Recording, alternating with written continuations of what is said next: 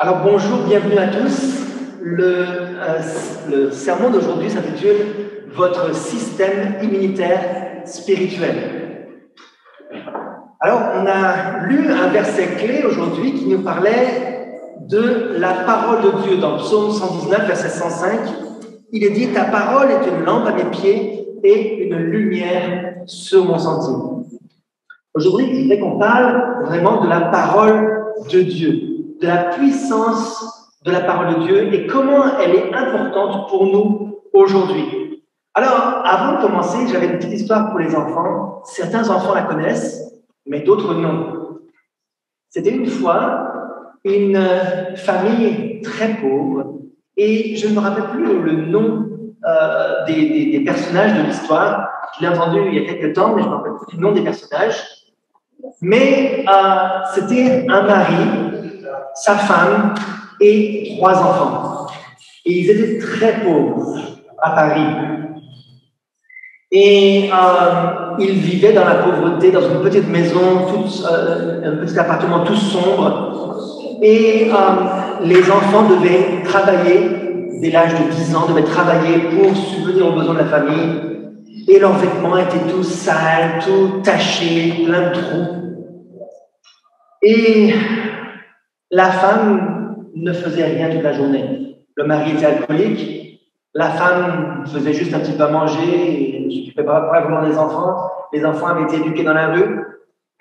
Et c'était une famille un peu désespérée.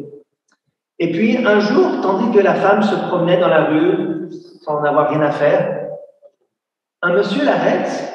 Il lui dit « Est-ce que vous habitez bien cette maison-là » Elle dit « Oui ». Et il la regarde comme ça et lui dit « Il y a un trésor dans votre maison ». Un peu surprise, elle dit « Mais qu'est-ce que vous voulez dire ?» Et le monsieur répète « Il y a un trésor dans votre maison ». Et il s'en va. Bon. La femme est toute surprise. Elle rentre chez elle, elle dit « Mais qu'est-ce que ce monsieur a bien voulu dire ?» Mais bon, elle se met à cuisiner, son mari va bientôt rentrer du travail, de l'usine, et puis le mari rentre de l'usine, il a bu un petit peu d'alcool, et il s'assied, il dit « Femme, est-ce que le repas est prêt ?» Alors elle lui sert le repas et elle dit « Qu'est-ce qu'il y a de neuf aujourd'hui ?» Elle lui dit « Ben, rien de spécial, j'ai rien fait de spécial aujourd'hui, mais... Ah si, il y a eu un homme bizarre qui m'a dit qu'il y avait un trésor dans notre maison. » D'un seul coup, le monsieur pose sa cuillère avec la soupe, il pose sa cuillère, il dit « Mais un trésor dans notre maison ?» « Mais comment ça ?» Il dit « Je ne sais pas, il m'a dit qu'il y avait un trésor dans la maison. » Alors elle a dit « Dès qu'on a fini le repas, tout de suite on va se mettre à chercher pour trouver le trésor. » Alors dès que le repas est fini, les enfants, la femme se mettent à chercher, ils cherchent dans la maison, et puis il y a un tel bazar, une telle saleté dans la maison qu'ils n'arrivent rien à trouver. Alors, pendant que les enfants font un peu plus de bazar, la femme se met à ranger, nettoyer, elle met les choses à leur place, parce que c'était un bazar épouvantable. Et puis, ils passent toute la soirée à chercher le trésor, et ils ne trouvent pas. Alors le mari dit, demain matin, je vais au travail, mais toi, tu n'as rien à faire, tu vas passer toute la journée à chercher ce trésor. Alors elle passe toute la journée à nettoyer, à balayer, à ranger, à mettre ses affaires en ordre, et finalement, elle va dans tous les coins de la maison et elle ne trouve pas de trésor. Et le mari revient à la maison, il dit « Alors, ce trésor, tu l'as trouvé ?» Il dit « Non. » Mais il regarde autour de lui, il dit « La maison est vraiment propre. » Et puis c'était déjà, je crois, un début de trésor, n'est-ce pas? Mais il dit « Demain matin, tu vas encore continuer à chercher le trésor. » Et donc, le lendemain matin, la femme se met à chercher, elle cherche de partout. Elle se met à chercher dans ses étagères, les livres qu'elle avait sur la bibliothèque. Et là, elle trouve un livre que le pasteur leur avait donné lors de leur mariage. Et c'était bien sûr une Bible. Mais elle ne savait pas qu'elle n'avait jamais ouvert ce livre-là, parce que c'était juste lors de leur mariage, et puis c'était fini. Alors, elle se met à commencer à lire. Et puis, comme elle n'a rien d'autre à faire toute la journée, elle fait un peu à manger pour les enfants, et puis elle continue à lire, et à lire, et à lire. Et puis, le soir, le mari lui demande si elle a trouvé le trésor, elle dit que non. Mais elle continue à lire. Chaque jour, elle lit un peu plus. Et chaque jour, elle commence à être une femme un petit peu différente. Et au bout de quelques temps, elle dit à son mari, je crois que j'ai trouvé le trésor. Je commence à comprendre ce que le monsieur m'avait dit. On avait une Bible dans la maison. Son mari dit, une Bible, c'est ça le trésor? Et puis elle lui dit oui. Et elle lui dit, viens, on va commencer à lire ensemble. Et ils commencent à lire ensemble. Et cette famille qui était pauvre, alcoolique, les enfants étaient dans la rue, maintenant commence à être une famille chrétienne. Voilà le vrai trésor de la parole de Dieu. Une vie familiale transformée. Voilà le vrai trésor de la parole de Dieu. Ta parole est une lampe à mes pieds. Elle nous éclaire et elle nous montre le chemin à suivre. Mais il y a un ennemi aussi. Il y a un ennemi qui veut nous empêcher de lire la parole de Dieu. Dans Témoignage pour l'Église, volume 5, il est dit « L'erreur n'est jamais inoffensive. Elle ne sanctifie jamais, mais apporte toujours la confusion et la division. Elle est toujours dangereuse. L'ennemi a un grand pouvoir sur les esprits qui ne sont pas complètement fortifiés par la prière et établis dans la vérité biblique. Donc, il y a un ennemi qui veut nous empêcher d'être établis dans la vérité. Il veut nous rendre confus par rapport à ce que la Bible nous dit. Et donc, qu'est-ce qu'il va faire? Il va inclure de l'erreur au milieu de la vérité. J'ai une question pour les enfants à nouveau. Qu'est-ce qui est plus dangereux? Un verre qui est posé sur la table, sur lequel est écrit poison, ou bien un verre rempli d'eau avec une goutte de poison? Qu'est-ce qui est le plus dangereux? Un verre rempli de poison, sur lequel c'est écrit poison, ou bien un verre d'eau avec une goutte de poison dedans? Qu'est-ce qui est le plus dangereux? Oui? Ah, tu penses que c'est le verre de poison avec écrit poison dessus? Tu crois que c'est ça le plus dangereux? Bon, peut-être pour les plus petits, c'est dangereux, c'est vrai. Peut-être pour les plus jeunes, c'est dangereux parce qu'ils ne savent pas lire. Mais pour nous et pour les plus grands, qu'est-ce qui est plus dangereux? Oui, qu'est-ce que tu penses?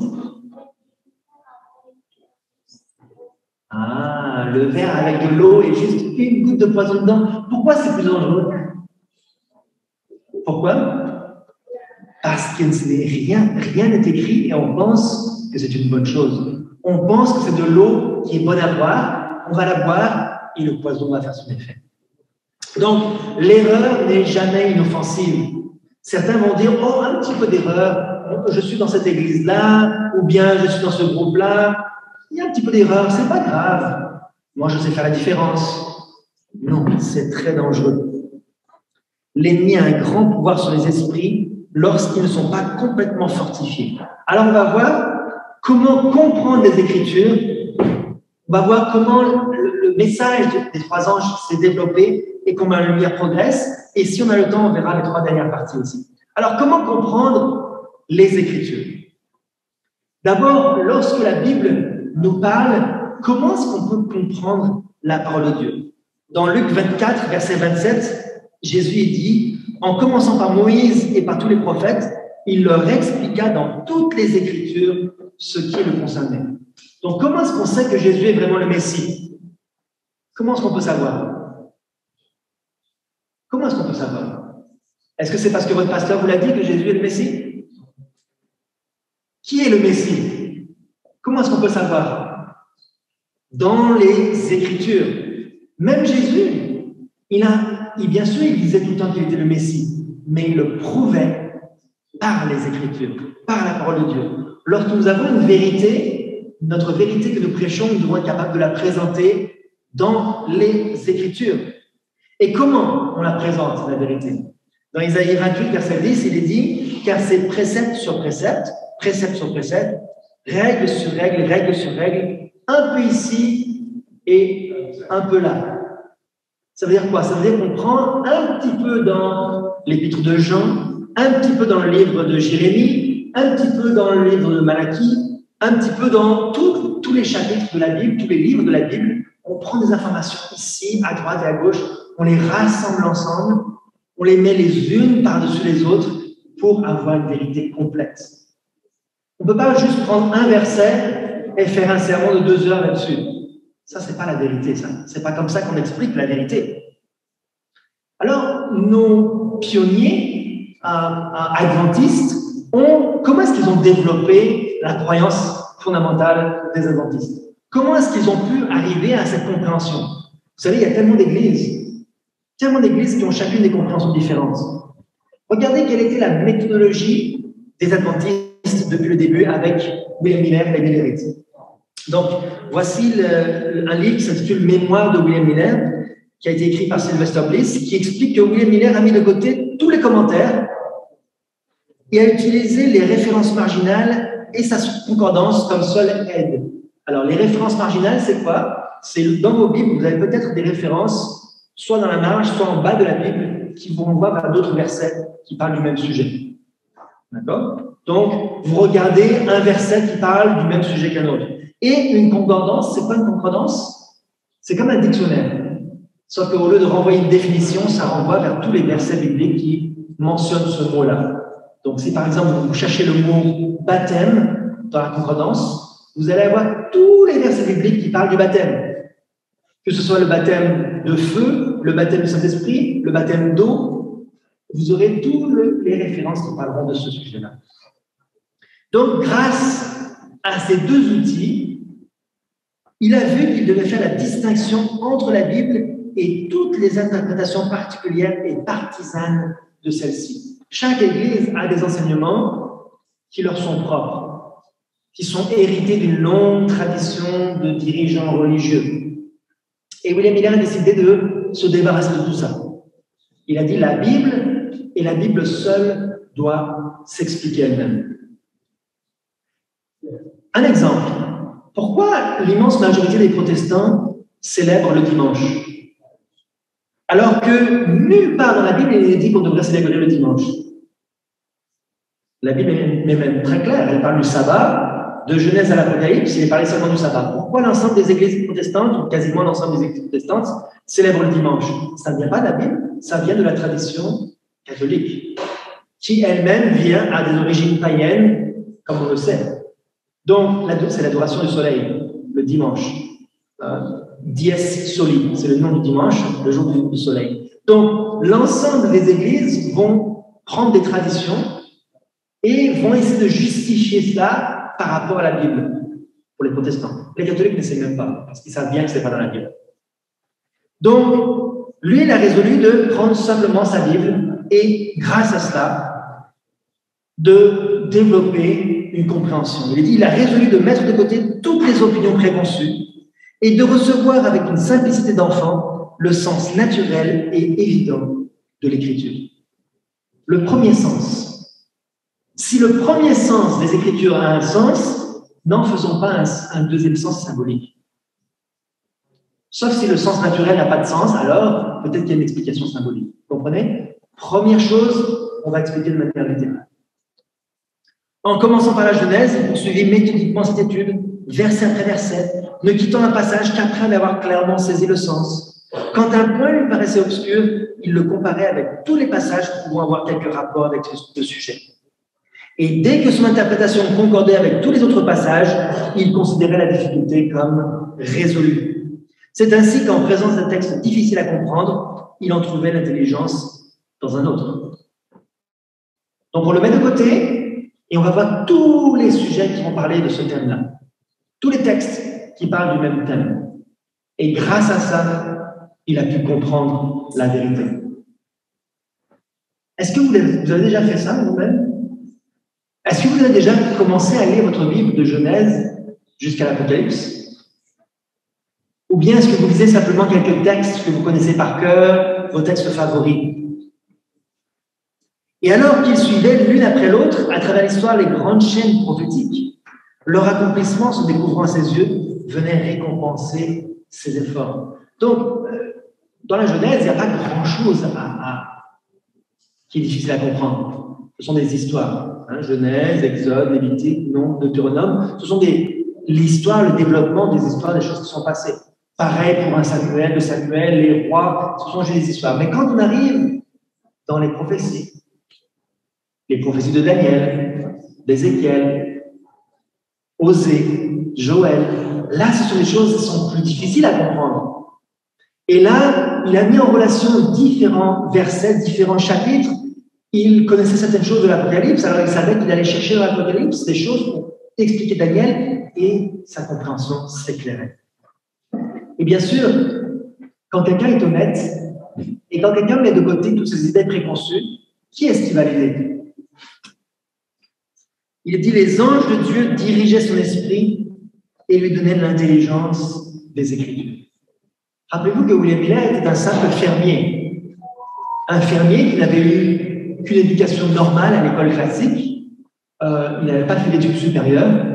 Un fermier qui avait une connaissance normale et en cherchant, en étudiant, chaque soir, chaque fin de semaine, il passait son temps à étudier les Écritures. Nous-mêmes, nous voulons faire la même chose. Il est dit dans Revue générale, il dit « Ceux qui sont engagés dans la proclamation du message du troisième ange recherchent les Écritures selon le même plan que le Père Miller a adopté. » Donc notre méthode doit être la même. Chercher les Écritures sans aucune idée préconçue. En partant de zéro. Voilà comment la future connaissance adventiste s'est développée. Et finalement, le message des trois anges va être connu. Comment est-ce qu'on est arrivé à la connaissance du message des trois anges? Par cette méthode-là. Beaucoup de protestants disent « Oh, l'Apocalypse est un livre trop compliqué, on peut en tirer quelque chose, mais pas grand-chose parce que c'est trop compliqué. » Mais Dieu a dit, dans 2 Corinthiens 4, verset 6, car Dieu dit « La lumière brillera du sein des ténèbres. » Donc, ce Dieu qui a dit « La lumière brillera au sein des ténèbres » a fait briller la lumière dans nos cœurs pour faire resplendir la connaissance de la gloire de Dieu sur la face de Christ.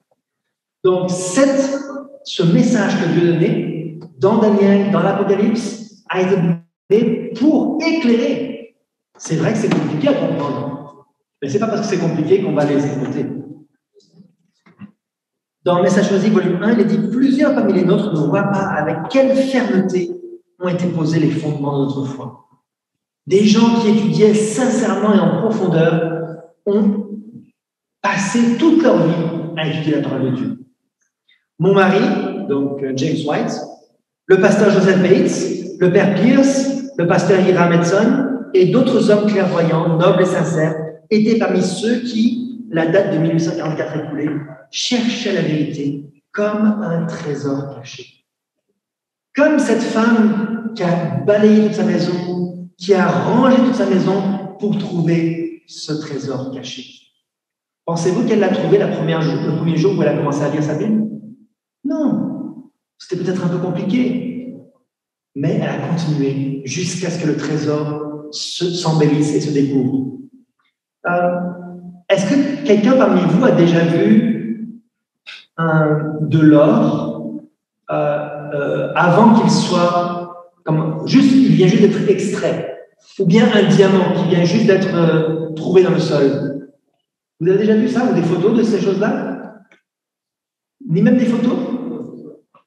Un diamant qui vient tout juste d'être extrait n'a absolument aucune beauté.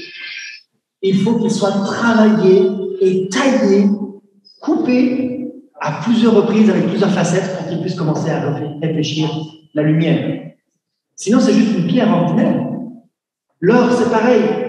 Sauf des fois des paillettes d'or dans les rivières, mais sinon, l'or qu'on trouve dans les carrières, c'est souvent une forme pleine de toute biscornue avec des saletés, toutes mélangées. Ça n'a aucune forme. Et c'est seulement quand c'est fondu et qu'on a enlevé les saletés que ça devient précieux.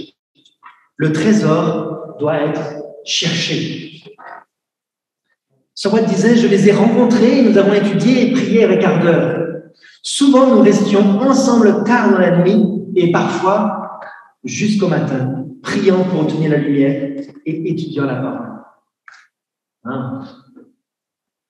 Je ne connais personne parmi nous qui fait ce travail-là.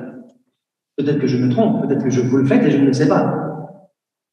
Mais les gens qui vont étudier ensemble jusqu'au matin des fois, Et elle disait parfois. Ça veut dire que ce n'est pas juste une fois que c'est arrivé.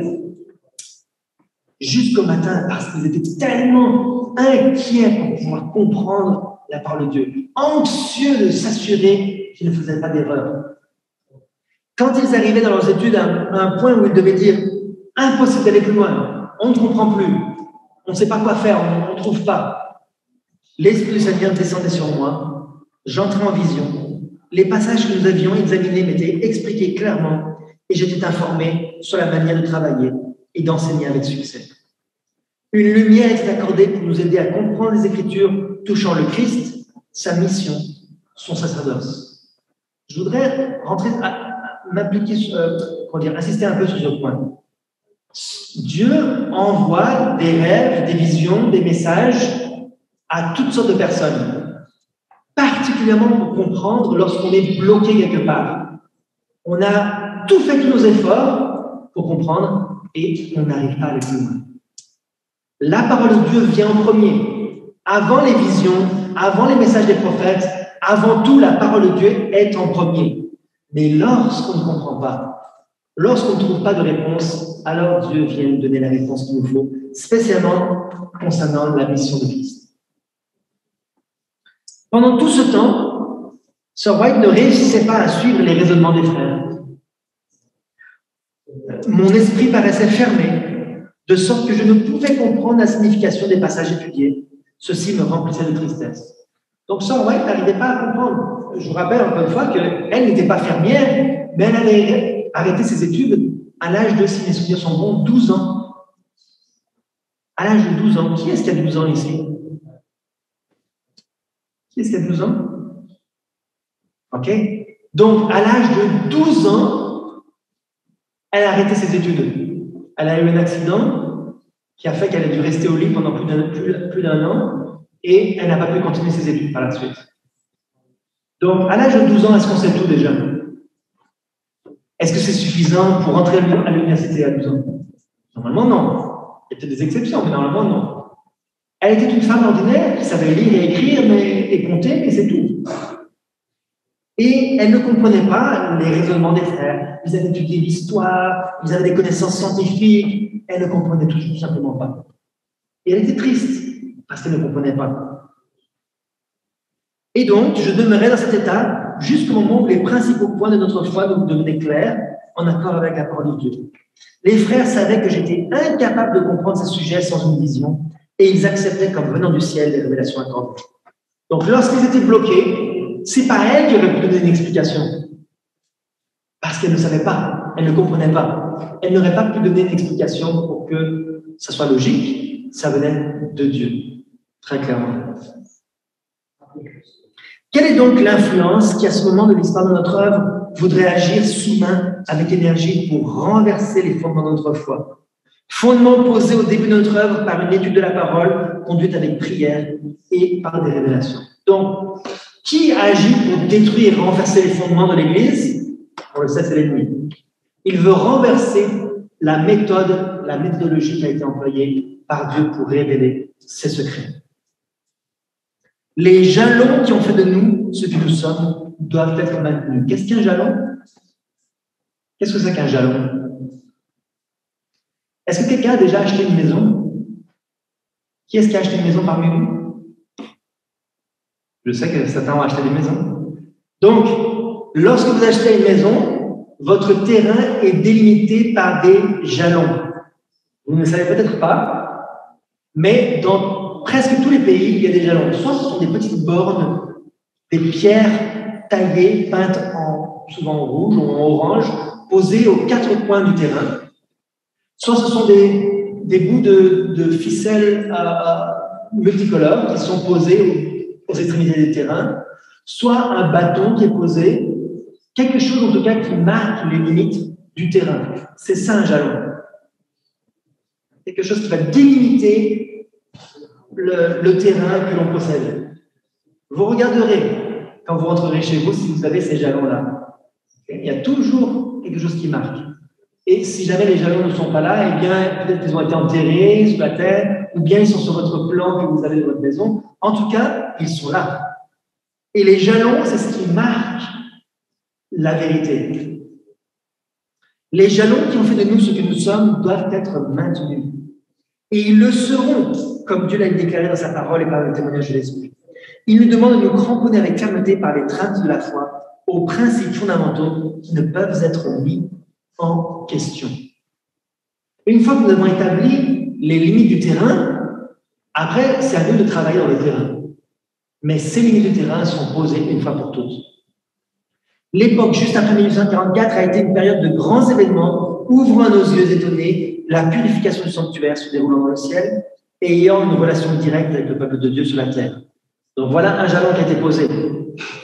Le sanctuaire et la relation avec les habitants de la terre. Le premier, deuxième et troisième message angélique d'Apocalypse 14, déployant la bannière sur laquelle étaient inscrits les commandements de Dieu et la foi de Jésus. Voilà un autre jalon. L'un des points de référence de ce message était le temple de Dieu, vu dans le ciel par son peuple aimant la vérité, et l'arche contenant la loi de Dieu. Donc, dans le sanctuaire céleste, il y a l'arche de Dieu qui est un des piliers de notre foi. La lumière du sabbat du quatrième commandement a jeté ses puissants rayons sur le chemin des transgresseurs de la loi de Dieu. La non-immortalité des méchants est un fait établi depuis longtemps. Voilà encore deux jalons. Je ne me souviens de rien d'autre qui puisse entrer dans le cadre des anciens sentiers. Donc les anciens sentiers, c'est quoi? C'est ces jalons-là qui vont marquer la vérité. Je reprends.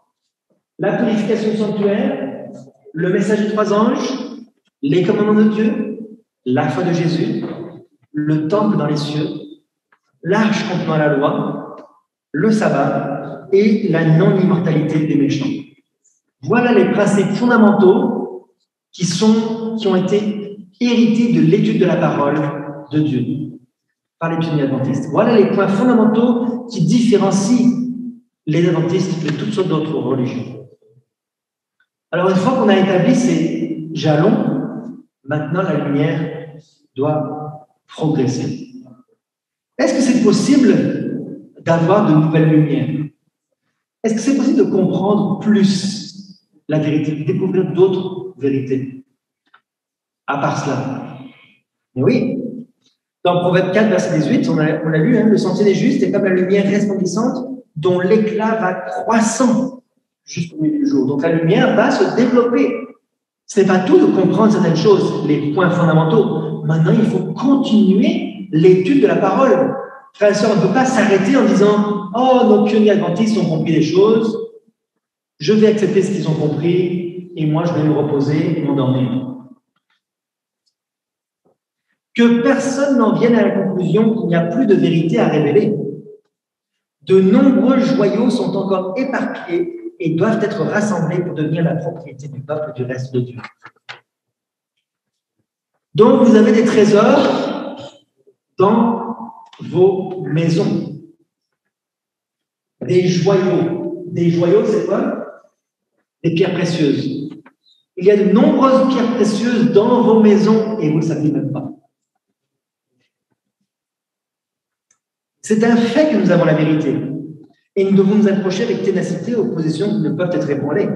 Mais nous ne devons pas regarder avec suspicion toute nouvelle lumière que Dieu peut envoyer. Donc, lorsqu'il y a une nouvelle lumière, il ne faut pas automatiquement la rejeter parce qu'elle n'est pas adventiste. Non, il faut continuer à chercher pour savoir si c'est vraiment la parole de Dieu. Et dire vraiment, nous ne voyons pas que nous avons besoin de plus de lumière que l'ancienne vérité que nous avons reçue jusqu'à présent et dans laquelle nous sommes installés. Bien confortable. On a la vérité, on va s'asseoir et on arrête d'étudier. Non. Dieu veut nous envoyer à chaque époque des nouveaux messages. Et qu'est-ce qu'on va faire si on reçoit un message? Dans 1 Thessaloniciens 5, verset 21, il dit « Mais examinez toutes choses, retenez ce qui est bon. » Okay? Donc, lorsqu'on reçoit une nouvelle vérité, on doit l'analyser. Comment est-ce qu'on analyse une nouvelle vérité pour s'assurer qu'elle est conforme à la volonté de Dieu? D'abord, la première chose, c'est qu'il ne faut pas oublier le passé. On ne peut pas remettre en question tout le passé parce qu'un nouvel élément arrive. D'accord? Regardez.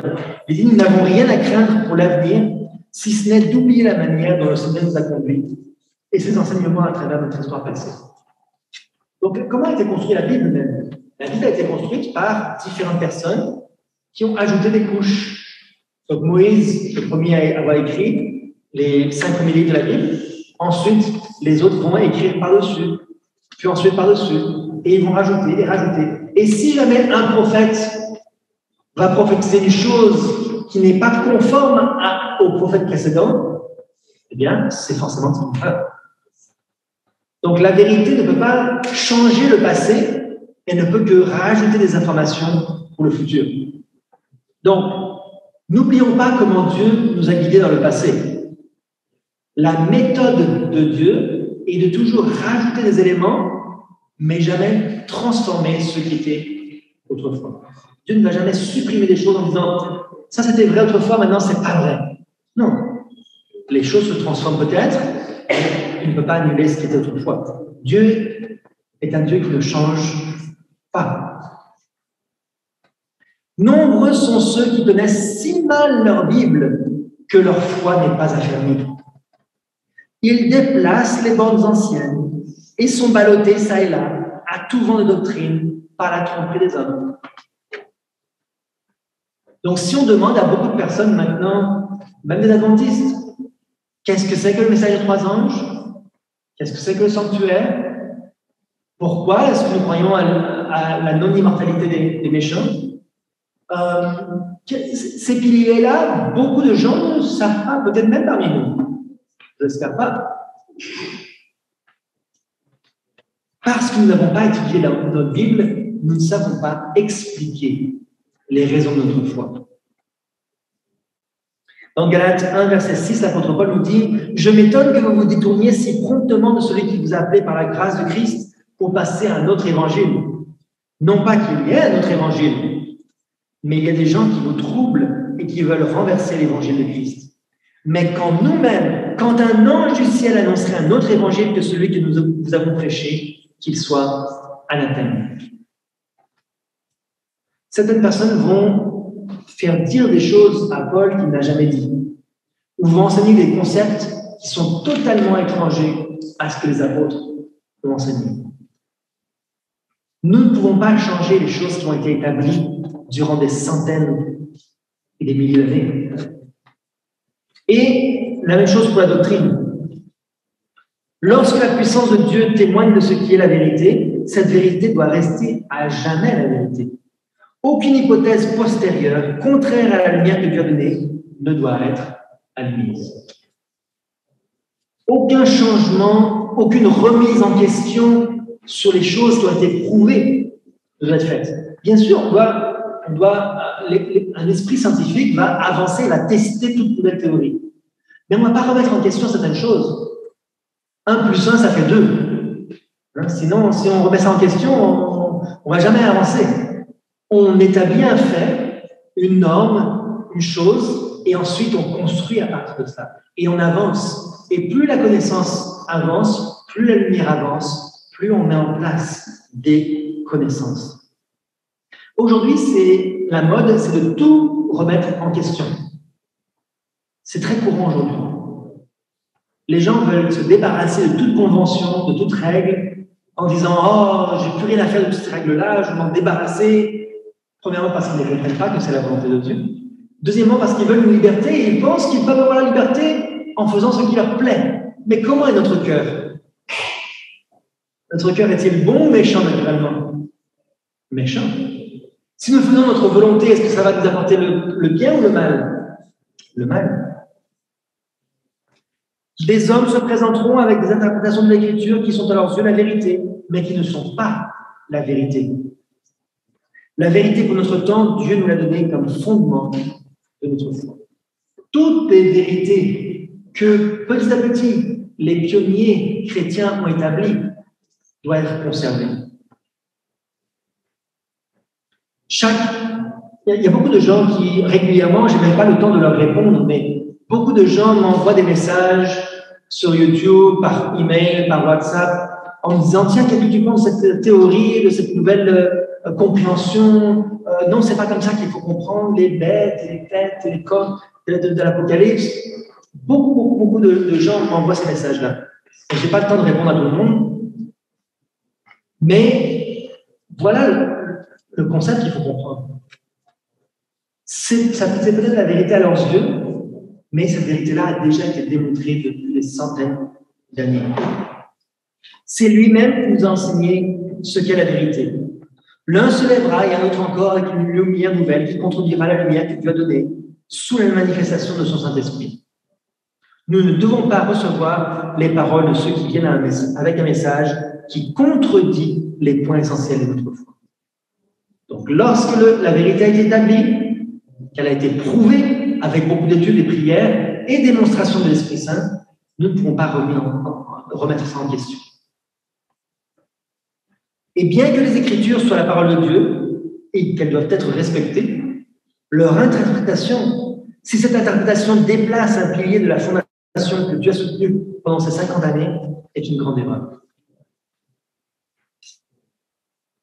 Et donc, déplacer un pilier fondateur est une grande erreur. Pourquoi? Qui a établi les piliers de la parole de Dieu? Qui est-ce qui a établi ces points? Dans 1 Corinthiens 3, verset 11, il est dit « Car personne ne peut poser un autre fondement que celui qui a été posé, savoir Jésus-Christ. » Est-ce que moi, j'ai l'autorité pour décider quel jour de repos on doit adorer? Non.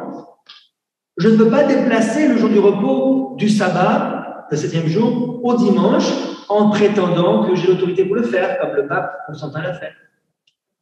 C'est Jésus-Christ qui est l'autorité. Il ne doit y avoir aucun changement dans les caractéristiques générales de notre travail. Cette plateforme doit rester aussi claire et distincte que la prophétie l'a rendue. Aucune des vérités qui ont fait du peuple adventiste ce qu'il est, ce qu'il doit être, ce qu'il est, ne doit être affaiblie. Non seulement pas le déplacer, mais pas affaibli non plus. Nous avons les vieux jalons de la vérité, de l'expérience et du devoir, et nous devons nous tenir fermement debout pour défendre nos principes à la vue du monde entier. Certains ne seront peut-être pas d'accord, mais nous devons être capables d'expliquer notre point de vue. Frères et sœurs, est-ce que vous êtes capables d'expliquer pourquoi Jésus est le Messie? Pourquoi est-ce que vous croyez au pardon des péchés? Pourquoi est-ce que son sang nous sauve? Pourquoi est-ce qu'il y a un jugement? Pourquoi est-ce que nous pouvons être saints avant la venue de Jésus? Est-ce que vous savez expliquer ces choses? Les points fondamentaux de notre foi? Pour cela, il faut rechercher les Écritures. Je ne vais pas rester trop longtemps parce que le temps nous presse. Mais ce qui fait beaucoup obstacle à notre compréhension, c'est ce qu'il est dit dans Jean 16, verset 12. J'ai encore beaucoup de choses à vous dire, mais vous ne pouvez pas les porter maintenant. Jésus a voulu expliquer tant de choses aux disciples, mais ils n'étaient pas capables de les supporter. Pourquoi? Parce qu'ils n'étaient pas encore bien enracinés dans la vérité. Est-ce qu'il est possible pour un jeune arbre de porter beaucoup de fruits? Non. Un arbre de 1 ou 2 ans n'a pas la capacité pour avoir ses branches ouvertes de pommes. Ses branches vont casser parce qu'il ne s'est pas assez fortifié dans sa croissance. Et vous, frères et sœurs, est-ce que vous avez grandi ou est-ce que vous êtes restés bébés dans la foi? Est-ce que vos branches sont solides? Est-ce que vos racines sont profondes pour porter des fruits? Pour croître, il faut sonder les Écritures. Comme l'apôtre Jean nous dit, sondez les Écritures parce que vous pensez avoir en elles la vie éternelle. Ce sont elles qui rendent témoignage de moi. Sonder les Écritures, c'est pas juste lire un petit peu de temps en temps pour le matin et le soir, en se levant, en se couchant. C'est pas juste ça, sonder les Écritures. Sonder, c'est rechercher profondément. Vous connaissez le passage de Psaume 119, verset 9. On l'utilise beaucoup pour les jeunes, n'est-ce pas, pour les jeunes garçons particulièrement. Il dit, comment le jeune homme rendra-t-il pur son sentier? Quand on parle d'adultère, de fornication, comment est-ce qu'on peut faire que les jeunes, spécialement les garçons, mais aussi les filles, comment faire pour qu'ils puissent rester purs dans leur vie chrétienne, dans leur vie personnelle? En se dirigeant d'après ta parole, et pas d'après les coutumes du monde. Je te cherche de tout mon cœur, ne me laisse pas égarer loin de tes commandements. Je serre ta parole dans mon cœur afin de ne pas pécher contre toi. Béni sois-tu, ô Éternel, enseigne-moi tes statuts. Donc, vous savez, cette semaine, en fait, depuis plusieurs mois, on a commencé l'étude de la Bible avec les enfants, même si j'ai encore des petits qui sont un petit peu plus distraits. Mais avec les plus grandes, on lit la Bible toute seule. Avant, on lisait des livres avec des histoires bibliques ou d'autres textes plus simples qui étaient faits pour les enfants. Maintenant, on lit la Bible elle-même. Et quand il y a un passage un peu difficile, on explique aux enfants. Et ils ont dit, papa, c'est tellement incroyable. Je connaissais les histoires de la Bible, mais je découvre tellement de choses que je ne connaissais pas. Waouh, c'est incroyable. Et chaque fois qu'on fait le culte du matin et le culte du soir, les enfants sont captivés par les histoires. C'est comme un roman excitant, comme un film et vous voulez savoir la suite. Et chaque fois, on s'arrête bien sûr, comme c'est moi qui le lis, ou ma femme, chaque fois on s'arrête à un moment décisif dans l'histoire. Ils disent non, on veut savoir la suite, on veut savoir la suite. Voilà, frères et sœurs, comment on doit éduquer nos enfants, les jeunes gens. Ils doivent vouloir connaître la suite, ils doivent avoir l'intérêt pour lire la parole de Dieu. Ouvre mes yeux, Seigneur, pour que je contemple les merveilles de ta loi. Et lorsqu'on étudie, que deviendrons-nous? Dans 2 Timothée 2, verset 15, il est dit « Efforce-toi de te présenter devant Dieu comme un homme éprouvé, un ouvrier qui n'a point à rougir, qui dispense droitement la parole de la vérité. » Vous et moi, nous devons être des ouvriers bibliques. Ce n'est pas juste le pasteur. Vous devez être des ouvriers, des ouvrières bibliques. Être capable de travailler avec la parole de Dieu sans avoir à rougir lorsque quelqu'un vous confronte en vous disant « Non, c'est pas comme ça ». Vous devez être capable d'expliquer la parole de Dieu. Alors, je ne vais pas trop m'attarder, mais ça fait maintenant 18 ans que je suis dans le mouvement de réforme. Je viens tout juste d'être majeur, spirituellement. À 18 ans, est-ce qu'on est vieux ou est-ce qu'on est jeune? On est jeune. Donc, un jeune homme dans la vérité biblique. Et chaque fois que je lis la Bible, je découvre encore des choses que je ne connaissais pas. De la profondeur, des nouvelles choses, des nouvelles intentions que Dieu veut, des nouvelles directions que Dieu veut pour ma vie. Je trouve encore des choses. Et Dieu, lorsqu'on étudiera la Bible, Dieu va agir pour nous transformer. Il est dit, ne méprisez pas les prophéties, mais examinez toutes choses, retenez ce qui est bon, abstenez-vous de toute espèce de mal. Que le Dieu de paix vous sanctifie lui-même tout entier, et que tout votre être, l'esprit, l'âme et le corps, soient conservés irrépréhensibles lors de l'avènement de notre Seigneur Jésus-Christ. Celui qui vous a appelé est fidèle, et c'est lui qui le fera. Jésus va faire cette transformation dans votre vie lorsque vous allez lire la Bible. Mes frères et sœurs, cette transformation ne peut pas se faire si vous ne lisez pas. Si vous ne lisez pas chaque jour votre Bible, Dieu ne peut pas agir dans votre cœur. Parce que l'ennemi va agir. Lui, chaque jour, vous allez lire les choses que l'ennemi a écrites. Vous allez voir les choses que l'ennemi a mis devant vos yeux. Vous allez entendre les musiques que l'ennemi a fabriquées pour vous contrôler. Vous allez être influencé par les choses que vous allez voir, entendre et regarder et sentir. Et si l'ennemi est présent dans votre vie 90% du temps et Dieu est présent 10%, vous allez croître dans le mal. C'est logique. Pensez à ça. Pensez aux enfants. Les enfants absorbent tout ce qu'ils voient, n'est-ce pas? Ils apprennent par rapport à tout ce qu'ils se nourrissent. Si on met devant leurs yeux des musiques mondaines, des films excitants, des romans policiers, des camarades de classe qui sont méchants, des jeux vidéo agressifs ou toutes sortes de choses, eh bien, ils vont se nourrir de cela. Et après, on va s'étonner. ah, mais comment ça se fait que mes enfants ne sont pas spirituels? Et on est étonné. C'est normal. Et c'est pareil pour nous, les adultes. Sauf que nous, on ne s'en rend pas compte. On se croit droit et spirituel, alors que Dieu dit, tu ne vois pas que tu es pauvre, misérable, aveugle et nu. Frères et sœurs, c'est l'étude de sa parole, l'étude de la parole de Dieu qui peut nous fortifier. Alors, que Dieu puisse faire ce travail en vous. C'est mon défi que je vous donne pour cette semaine. Si ce n'est pas le cas pour vous, lisez un chapitre, au minimum un chapitre de la Bible, chaque matin et chaque soir. C'est mon défi que je vous donne pour cette semaine. Et la semaine prochaine, on va continuer l'étude en voyant comment nos esprits sont tellement formatés d'une manière qu'on n'est pas capable de se remettre en question très souvent. Alors donc, apprenons à nous soumettre à Dieu dans sa parole. Et vous allez voir les merveilles de la transformation qui vont se produire dans vos vies. Peut-être que vous n'allez pas le voir au tout début de la semaine, mais d'ici la fin de cette semaine, si vous allez continuer sans oublier de lire un chapitre le matin et un chapitre le soir, vous allez commencer à voir la transformation. Comme cette femme qui avait nettoyé sa maison, qui avait tout rangé, et son mari a commencé à voir les changements qui se produisaient. Et petit à petit, il a commencé à arrêter de boire, et petit à petit, les vêtements des enfants étaient repassés, et les trous étaient raccommodés. Et petit à petit, sans s'être aperçu du changement, le changement a eu lieu. C'est le travail que Dieu veut faire pour vous et moi. C'est mon vœu, ma prière. Amen.